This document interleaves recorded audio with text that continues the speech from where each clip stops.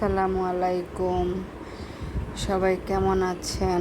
আশা করছি ভালো আছেন। এখানে হচ্ছে আজকে আমি আলু ভর্তা বানাবো। তো আলু সিদ্ধ দিয়েছি, আর এদিকে হচ্ছে ডাল প্রেসার কুকারে সিদ্ধ দিয়েছি। আমি হচ্ছে প্রেসার কুকারে ডালটা রান্না করি। তো এই যে দেখেন, আমি হচ্ছে সিদ্ধ করে নিয়েছি।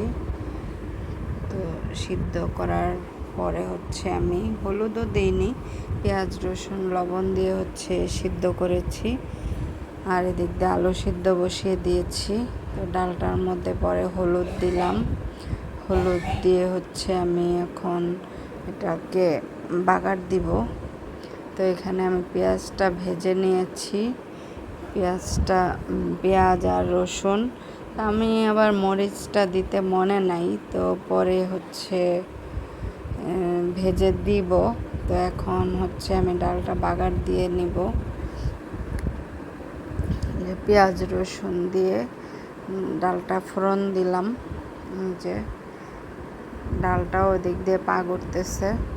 তো এটা আমি ফোড়ন দিয়ে নিয়ে পরে হচ্ছে আমি মরিচ ভেজে দিয়ে দিব, এই আর কি। তো পরে আবার আলুটাকে আবার কচলিয়ে হচ্ছে সিদ্ধ হওয়ার পরে ছিলানোর পরে কচলায়া কাঁচা পেঁয়াজ দিয়ে তারপরে শুকনা মরিচ দিয়ে এটা হচ্ছে সাবা কচলায় দিচ্ছে। তো কচলানোর পরে আমি আবার একটু পেঁয়াজ বেরেস্তার মতো করে এটাকে একটু ঘি দিয়ে ভেজে নিয়েছি।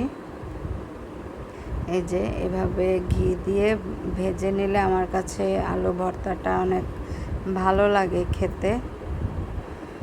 একটু ভাজলে মানে আমার কাছে ভালো লাগে। কাঁচাটাও ভালো লাগে, কাঁচাটা এক স্বাদ, আর ভেজে করলে এটা আরেকটা স্বাদ লাগে।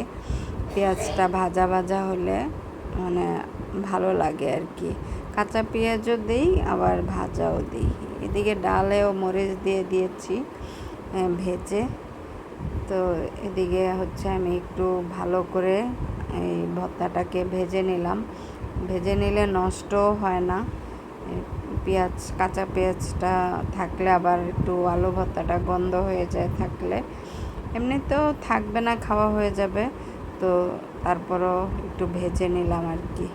তারপরে দুপুরবেলা হচ্ছে আমি রান্নার পরে হচ্ছে একটু মেশিনে বসলাম। তো বসে এই যে এটা হচ্ছে দেখতে পাচ্ছেন একটা স্কার্ট, এটা আমি একটা জামা দিয়ে বানিয়েছি স্কার্ট। তারপরে রাতে হচ্ছে একটা ডিম পোস্ট করে একটু হচ্ছে পাস্তা মধ্যে একটা ডিম পোস্ট করে সবকে দিলাম, ও খেয়ে নেবে। তো এই আর কি, এটা ওর রাতের খাবার। আর এখানে হচ্ছে একটু লেবুর শরবত বানিয়ে দিলাম, তো এটাই খাবে। তা এখানেই শেষ করছি আজকের মতো। সবাই ভালো থাকবেন, সুস্থ থাকবেন।